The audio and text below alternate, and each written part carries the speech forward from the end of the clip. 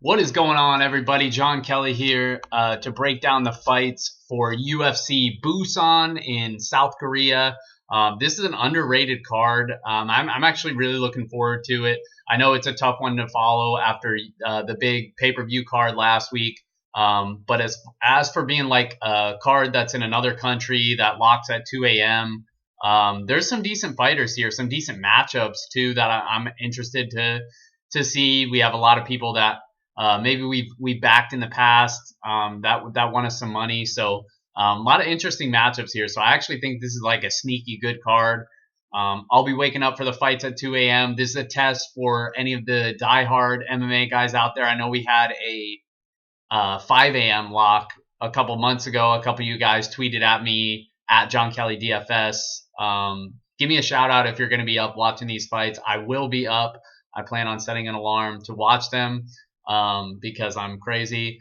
So if you're crazy too, tweet at me at John Kelly DFS and we can sweat the fights together. But basically, I'm going to run through each fight matchup, fight matchup, and go over each Draftkings guys that I like, that I don't like, kind of go over my core. I'll mention some of my favorite bets that I like on this card as well. And then at the end, I'll recap sort of the core fighters and fights that I think will be high scoring. And then any type of added strategy and answer any question that you guys have. I know weird time tonight, guys, so we don't have as many people that are going to be able to view this live. Shout out to you if you're going to watch it afterwards. I know a few people hit me up and said they missed the live show and they'll watch it after. So that's why I wanted to get it out pretty early on a Friday night, just so you can get back from whatever you're doing, having date night, going out for drinks, whatever. Come back, watch this, get ready for the fights at 2. I'll see you then. So first fight on the card is going to be Ryan Binoy versus Litang. This one is interesting. It's going to be close for sure. It's a tight line here. Minus 120 for Binoy. Plus 100 is the comeback on Litang. I'm not really super impressed with either of these guys, and I don't think this fight's going to be exactly super high scoring. Minus 175 to go to decision. Neither guy has a strong inside distance line. Like I said, not super impressed with either fighter. Binoy is the small favorite, but he's coming off a 2-year layoff. And Litang won his UFC debut. He was able to land 3 takedowns.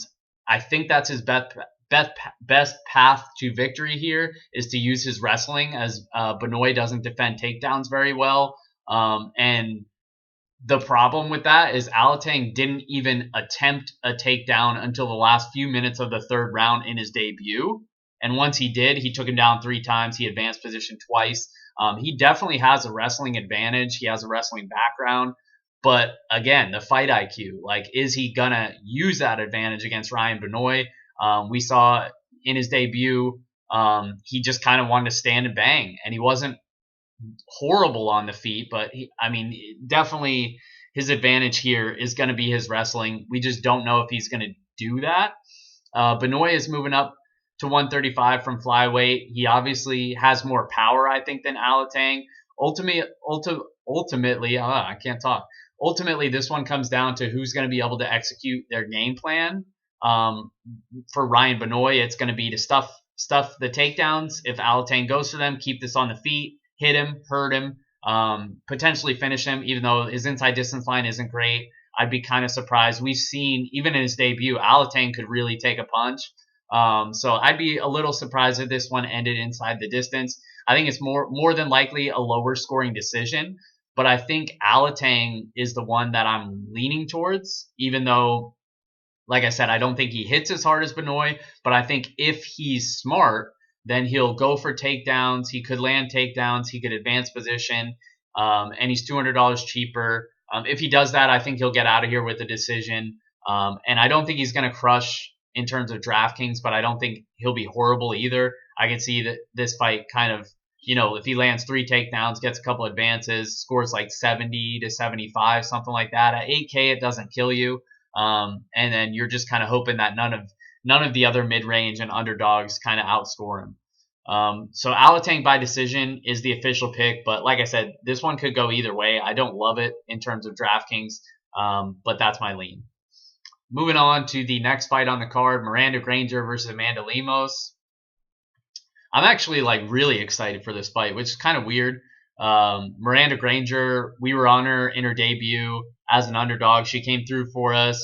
Looked fine. You know, it was more so just a matchup thing. The girl she was fighting was absolutely terrible, and Granger's not terrible. She's not good either.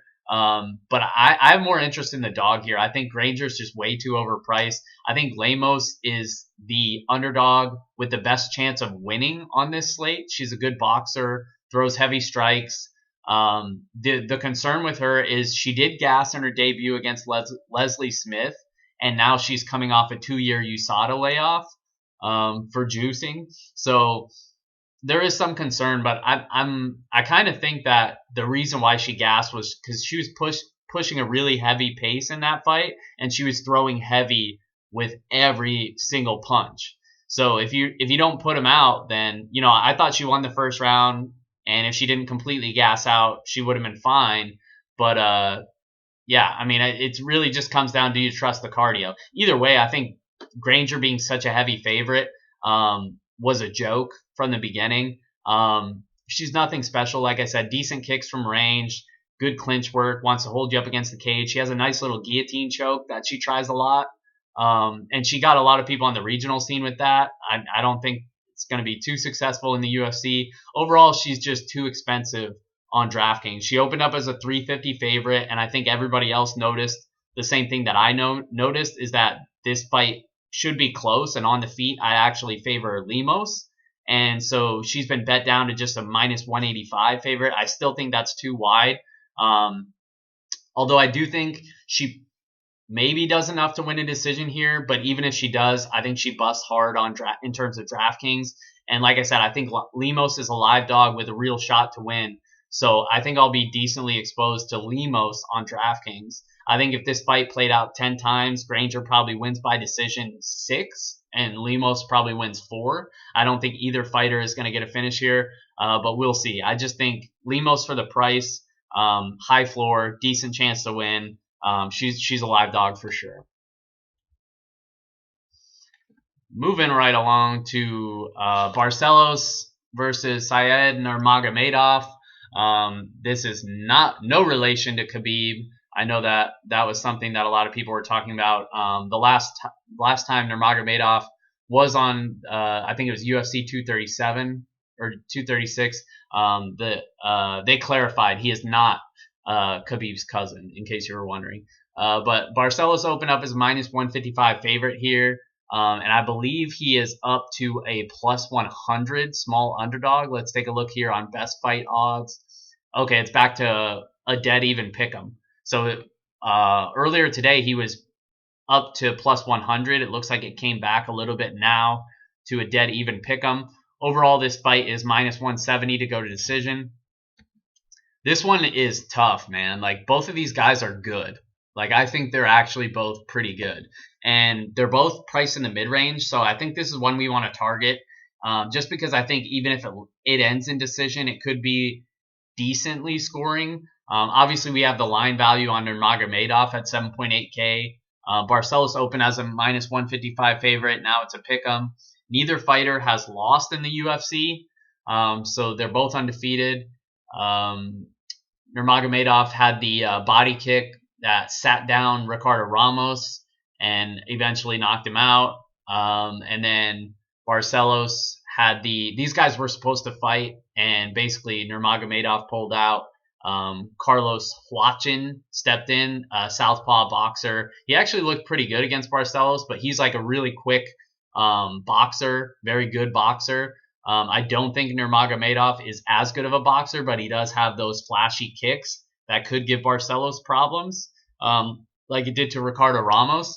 So I think he'll probably have the advantage on the feet. I think he'll be a little bit quicker coming up, to bantamweight here. But Barcelos has the wrestling and the grappling for sure.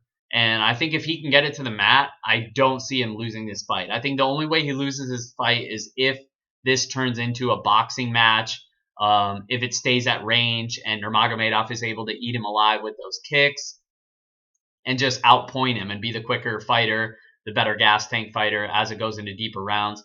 But my lean is Barcelos. I think it's hard to ignore the line value on Nurmagomedov, being that he's 7.8K and he was a small favorite. Now it's a dead pick'em. So you're getting value on him. I think he'll be more owned than Barcelos. And the game theory in me makes me have more interest in Barcelos because of that. And because I think if he's able to take him down, I think just like we saw against Watchin, he's very good on the mat. He's very good at controlling. He's very good at advancing. So I like Barcelos here. That's my lean. But I think it could really go either way. I'll have exposure to both fighters because I mentioned the line value is on Nurmagomedov. But like I said, I think Barcelos wins this fight more times than not. So I'll have pieces of both sides. Moving along to Pantoja versus Matt Schnell. Not going to spend a lot of time on this one. It's fairly simple to break down. Pantoja is better in basically every category. And it's not that Matt Schnell's horrible. It's just that Pantoja's better. Like, there's levels to this shit, right? Like, let's take a look here. So Pantoja's, I believe, his only 2 UFC losses came against Figueiredo in his last fight, and then against Dustin Ortiz. Yeah, Dustin Ortiz. And basically, he's been pretty dominant against everybody else. He's a good striker. He's an excellent grappler. He's a black belt, and he has decent wrestling. So, like, and he was able to fend off submissions from Figueiredo, who's a very crafty black belt. So I know Matt Schnell is a decent grappler, but Pantoja is better. And that was really how Matt Schnell's been winning, is through his grappling. He subbed Jordan Espinoza, Louis Smolka. He's a good grappler.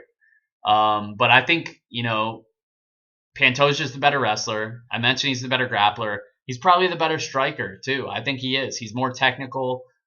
Maybe Schnell has a little bit more pop in his punch, but I just think basically anywhere this fight goes, I think Pantoja's better than Matt Schnell. And outside of like some just risky, trying to be different tournament darts, I'm not going to have any exposure to Schnell. And on the flip side, I think Pantoja is a little bit too overpriced at 9,100, especially if this fight ends in decision. I know he had a couple big wins, first round finishes where he scored over 100, but aside from that, he generally doesn't score super, super well. And at 9.1K, I just think there's other options that have better inside distance lines, better chance of a finish. So I think Pantoja wins here. Pantoja by decision is the official pick.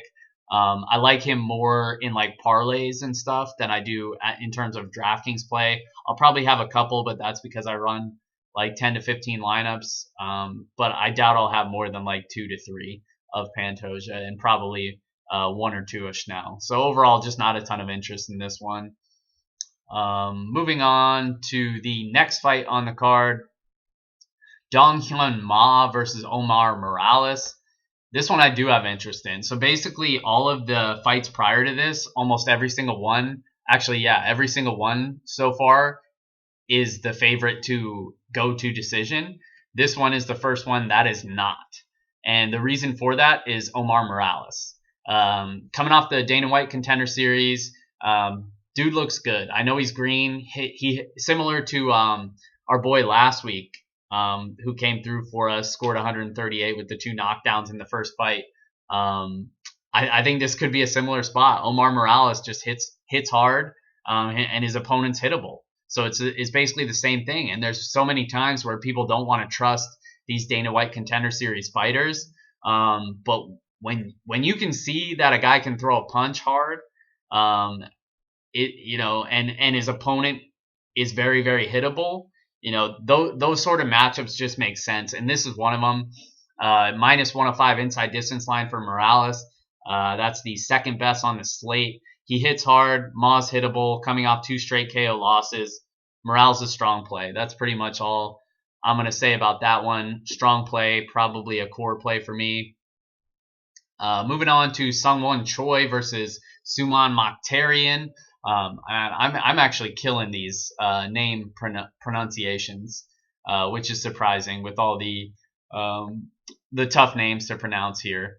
But yeah, Singwon Choi versus Suman Mokhtarian. I just want to say their names again. Mokhtarian is a purple belt in BJJ. He's got some really good chokes, but we haven't seen much of him at the UFC level. His debut was against Sadiq Youssef. No favors to him because Sadiq Youssef made quick work of him. Sadiq Youssef is obviously one of the top up-and-coming prospects in the division, so I don't fault him too much for that. But yeah, I got a hot take here because basically everybody thinks the Mokhtarians, yes, there's multiple, are not good. And while I agree with that, I think this is the one who's dating Nadia Kassem, and she's not good either. So basically their whole camp is not good, and I agree with that. But I also think that, because that's the narrative, nobody's going to play him, and he's a heavy underdog here. And if he were fighting pretty much anybody else, I would be on board. Singwon Choi is terrible. Like, he's bad. The fact that he is such a heavy favorite here, blows my mind. And I've seen him, both of his fights. I was heavily on him against Gavin Tucker. He looked horrible. And it's not just, I know he has a kickboxing background. He's supposed to be a decent striker. He's 6 feet tall. He has a big reach advantage against pretty much anybody in the division. Minus 265 favorite, though. Dude's fought twice in the UFC. I know he had the heavy, the big kickboxing background, but came into the UFC, lost both of his fights, and legitimately looked terrible in both of them. And now he's supposed to be a 265 favorite with a pretty decent inside distance line, plus 145. Get out of here. And money came in on it. People are betting this. I don't know what people are seeing in Sungwon Choi that I'm not seeing. But like I said, I was heavy on him against Gavin Tucker. The dude does not throw at all. At all. It was the most tilting I think I've ever been in a fight because he wouldn't throw. He just stood there and took punches. He did not let his hands go whatsoever. In 3 rounds against Ivalov, threw 26 significant strikes in 15 minutes. Scored 13. And that fight went the distance. Against Gavin Tucker, he literally was doing the same exact thing. And then he got subbed near the end of the third. So for somebody that's going to literally land 30 significant strikes in a fight, why is he such a heavy favorite here? Unless you think he's just going to take down Mokhtarian at will. But guess what? Mokhtarian's a black belt. He's a very good grappler. That's the only thing that he is good at, is when it goes to the mat. So I think Choi has the wrestling advantage. I don't think he'll use it. And as far as the striking goes, I think he would have the striking advantage if he wasn't so scared to exchange. He's literally scared to get into exchanges. And I watching his debut back in April against Ivalov, I thought it was just because it was Ivalov and he's such a good striker and a good prospect. But then after watching him against Gavin Tucker, I'm like, man, I got to stop backing this dude. He does not want to throw a punch. He doesn't want to get hit. He doesn't want to exchange. And it's frustrating because you can tell he's technical when he does let his hands go.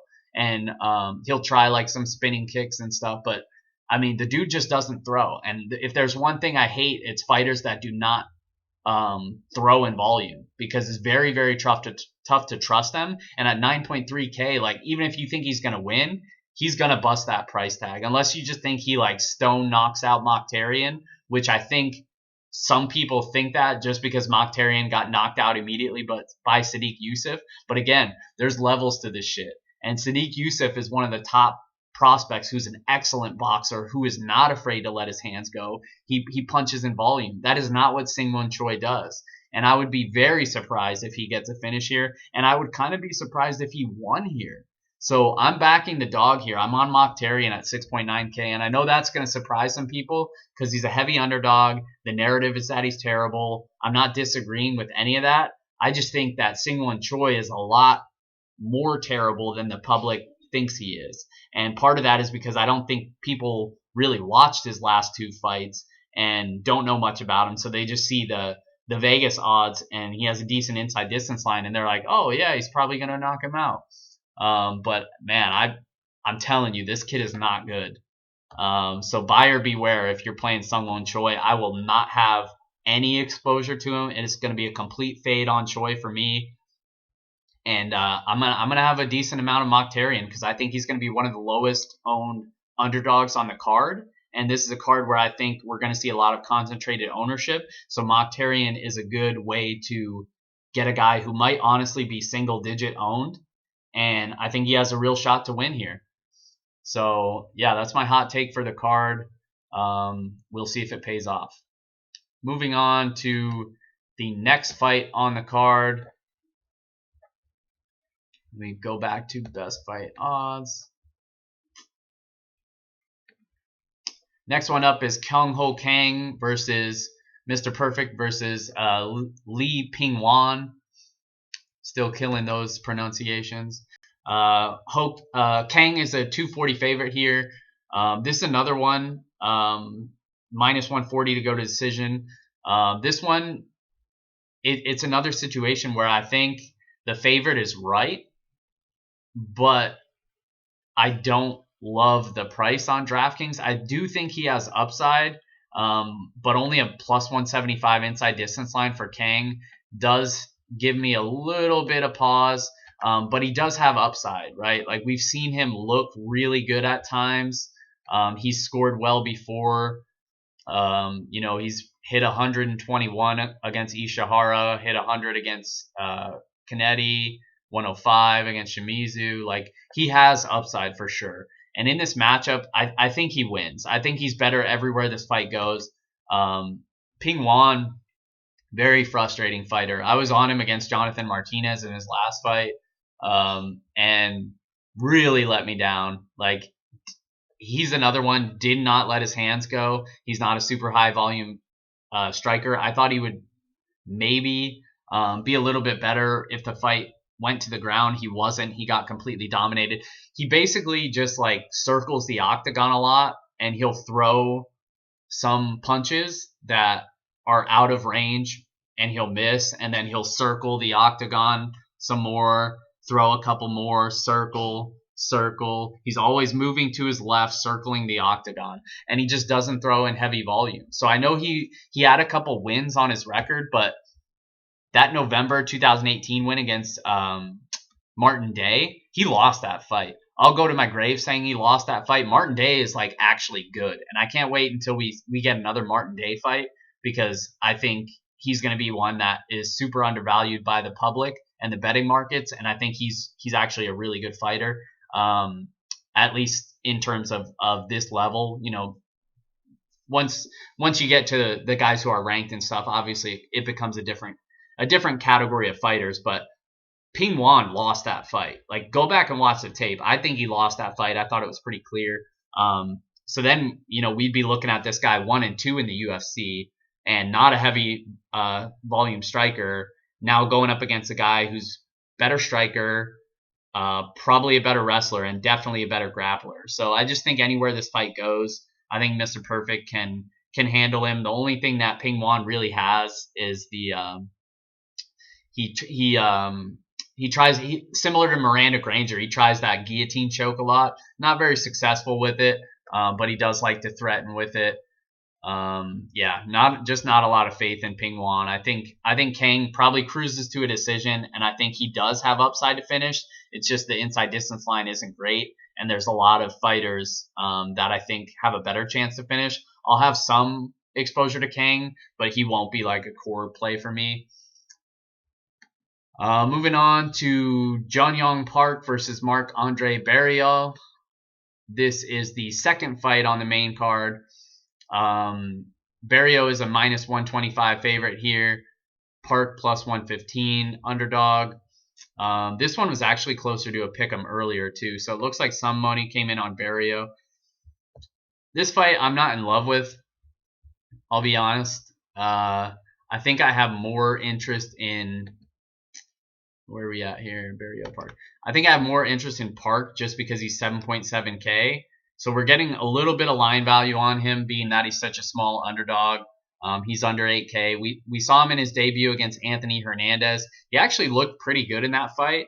Was maybe winning that fight until Anthony Hernandez got the sub late in the second round. But he landed 81 significant strikes in less than 2 full rounds. So he's a volume guy. At least he was in that fight. And if he's going to fight like that here in his hometown against Barrio, then I think he has a real shot to win. And Barrio, on the flip side, I think will probably win because he's going to use his wrestling. He didn't use his wrestling much in the first 2 fights in the UFC, and that's because it was against Andrew Sanchez and Jocko. And against those guys, they're better grapplers than him by far. So obviously he didn't want to take them to the mat and play in their guard because he'd probably get submitted. Against Jung Ho Park, that's not really a threat here. So I think we see Barrio go for takedowns. He probably is more powerful on the feet, but doesn't throw in a ton of volume. So I think we see him lean on the wrestling here. More than likely, I think he does enough, gets a decision win, doesn't score well for 8,500. And then on the flip side, I think if Barrio doesn't use his wrestling, then I think Park just outpoints him on the feet and gets the hometown nod with the judges and wins a decision. And at 7.7K, I definitely have more interest in Park than I do Barrio. So that's my lean on that one. I know it's another one that's like could really go either way, but I just have more interest on the cheaper guy that's going to throw in more volume. Next fight on the card is going to be Dayton Jung versus Mike Rodriguez. Minus 115 Rodriguez. That's actually moved a little bit too. Yeah, he was opened at minus 130, now minus 115. I'm on Rodriguez here, I'll be honest. Minus 140 not to go to decision. Rodriguez has a decent inside distance line for his price, plus 185. But yeah, I think it was plus 165 when I looked earlier. But I don't know much about Dae-Un Jung, but what I know about Mike Rodriguez is that he let us down last time out. He was a super heavy favorite. Anyone that played him last time, where you at, Rodriguez? There he is. Let's pull him up. Yeah, 9,400. He was the biggest favorite on the card and lost. So that was tilting. So I think people might be a little bit worrisome because we did see his flaws, and we saw him lose against Devin Clark too a few fights ago. But we've seen his upside, and his upside is that he hits very hard. He has really good leg kicks, and he's so big. Like, he's going to be a lot bigger here, reach advantage. I think he uses the kicks. I think he could potentially get a finish here. Like I said, I don't know much about Jung. I know he won by submission in his debut. I don't think he's like a world-class grappler. And I don't think if this fight goes to the mat, I don't think he's big and strong enough to control Rodriguez. Rodriguez is a lot longer, a lot bigger, a lot stronger. So I think if it does go to the mat, I think Rodriguez will eventually work back to his feet. But we'll see. I mean, like I said, I'm on Rodriguez. I think we're getting a price discount. He's only 8,300. I think he has a shot to finish here. The thing is, he's not a guy that I want to go all in on because we've seen his flaws. And against a guy who's not terrible, maybe he can follow the blueprint and expose him again. But I'm betting on Rodriguez here. I just think at some point he hits him, he hurts him, maybe chops away at the leg. So I'm going Rodriguez here. I think he's a little bit underpriced and not a core guy just because I think there is risk, but definitely my lean on that one. Next up on the fight is Charles Air Jourdain versus Doohoo Choi. Doohoo Choi minus 335 favorite here. I think that line's a little bit wide. It's been getting bet. I do think he's clearly the better fighter. Basically everywhere. 9.4K isn't great on the price. But the Wonder Boy here, Korean Wonder Boy, 3 first-round knockouts, his 3 first fights in the UFC, then lost to Cub Swanson. Cub Swanson's obviously a pretty good striker. I won't fault him there. Didn't look terrible in that fight, then got knocked out by Jeremy Stephens. So it was basically like he was dominating until he started to really fight the better talented guys. Charles Jourdain is not one of those guys. So I think we could see, even though it's about a 2-year layoff here from Choi, I think we could see this is a fight to get him back on the map. You know, he has the hometown. It's a good matchup for him. He's a heavy favorite. This is a fight to put him back on the map and to get the win. I think outside of like a lucky knockout, I think Choi wins this fight. I think he's a good option at 9,400 as well. I think he has potential to finish, but even if he doesn't, I think he probably cruises to a victory here. And that's pretty much it. Moving on to a fight that I'm really excited about, Alexander Rakic versus Volkan No Time Ozdemir. I'm a big believer in the talent of Rakic, and I know that's not a hot take. Everybody is. Like he's like the real deal, man. Like I think, you know, everybody's always talking about who's next for John Jones and maybe Rakic is the guy. I really think he is. Like I think he could be that good. And I think we're getting a price discount here on the betting market and on DraftKings. Rakic only a -145 favorite. And this fight is -165 not to go to decision. Rakic inside distance line is +175. I like that bet quite a bit, even though it's moving in the wrong direction. I think we're getting good value here. Open up at +135. Wouldn't be surprised to see that swing back a little bit in the coming hours. As far as Volkan goes, there's no denying he's got power. And I've been on Volkan before. You know, when he made his little run in the UFC, got the title shot against DC, and obviously we knew he wasn't ready for it, but came back and basically lost to Anthony Smith, lost to Dominic Reyes, and then got the bounce back win against Latifi. So he's another one who you can clearly see the level of talent plays a big factor. So beat OSP, knocked out Serkinov, knocked out Jimmy Manawa. But those two guys are very, very chinny. Very, very chin problems there. So it's no surprise a power puncher like Volkan who hit him clean, put him out. Then he gets a title shot against DC, gets absolutely dominated. Gets a bounce back fight against Anthony Smith, another talented fighter in the division, gets subbed. Dominic Reyes, same thing, talented fighter in the division, loses a decision, looks pretty bad in that fight, gets dominated, and then gets a bounce back against Latifi, who's just kind of like middle of the pack in this division. So going up against Alexander Rakic, who I think could be, you know, a couple fights away from being at the top of this division, I think this is another situation where I think there's levels to this. I think Rakic is good enough to make Volkan look bad. I think outside of getting, hit square with something that Volkan throws and putting his lights out, I think that Rakic wins this fight. I think he has upside to score well. I think he has upside to finish. Like I said, at +175 inside distance line, I like that bet. I think Rakic is really good. I forget, there's a dude on MMA Twitter that actually is really close with Rakic and his team, and he actually went out to his last fight against Manawa. I wish I had the name. I can't remember it. I wanted to give him a shout out, but I don't remember it. But basically he was talking about like just how good Rakic is. Like basically they all believe that he is the next big thing. And like I said, I'm a believer too. I think he's going to be a core play for me. It doesn't mean that I'm completely fading Volkan because, like I said, Volkan's got to where he is in the UFC on his heavy punching power. So would it surprise me if he knocked out Rakic? Yeah, it would surprise me. Is it impossible? No, not at all. Volkan has done this to multiple people. And I don't think Rakic has the chin problems that those other guys have, but it doesn't mean he's invincible. So I'm going to be heavy on Rakic.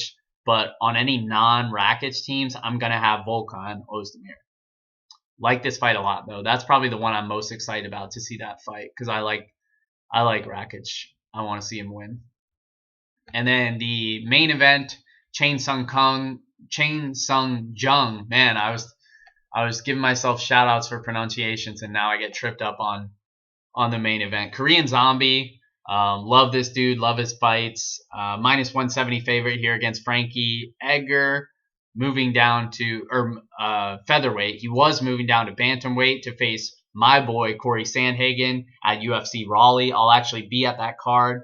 And then Frankie Edgar all of a sudden switches lanes and takes the replacement fight here against Korean Zombie. I think either way, Frankie was losing. Corey Sandhagen would dominate him. I kind of think Korean Zombie dominates him. I just think, you know, Frankie's only advantage is his wrestling, and we haven't seen him use it at this level and use it recently. So I'm on the Korean Zombie here. I think it's pretty straightforward, man. I think Frankie's pretty washed, and I know I kind of always think that older fighters on the decline of their career are washed, but how many times does it really bite us? Like, it really doesn't bite us that often. I know the one crazy knockout by the California Kid a couple cards ago against Ricky Simon, but outside of that, like, the older fighters on the decline of their career, like, it's really telling, you know. And Max Holloway dominated him. I know he got the win against Cub Swanson, but he's kind of on the decline too. Brian Ortega knocked him out, you know, and then you have to go back to really 2016 and 15 when he was actually, you know, putting some wins together consecutively. So I'm not on Edgar here. I think a lot of people will be, just because he gets 5 rounds potentially and he's super cheap and they remember how good he used to be. But I think Korean Zombie pretty much dominates him here. I think he has a decent chance to get a finish as well. This fight's minus 105 not to go to the decision. So I think we have a little bit of value on Korean Zombie to end inside the distance. That's plus 165. So that's another one that I like, even though it's trending the wrong way. But yeah, I'm on Korean Zombie here. Not a lot of interest in Frankie Edgar. I'll have a couple just in case, and just because he has a high floor, potentially if he doesn't get sparked right away. But that's pretty much it, guys. That's the whole card. I hope you enjoyed it.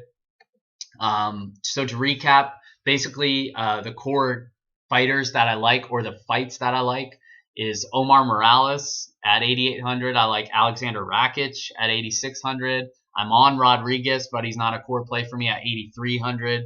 I think I think Kang has some upside at 9,200. I think I skipped the Gane fight. I did. Why did I skip the Gane fight? Is it on here? Yeah. Okay. So let me go back. Ciryl Gane versus Tanner Boser. This is the last fight on the prelims. I don't know why I skipped over that. I must have missed it. Minus 185 not to go to decision. Ciryl Gane, for anyone that doesn't know, Francis Ngannou's training partner, kickboxing background, but he's been showing off the grappling since entering the octagon here in the UFC. And this dude's a monster. There's no doubt about it. 5-0. He is green, 9.6K. Both of his wins came by submission. Scored well in both of those. I think he is good. I think he's much better than Tanner Boser.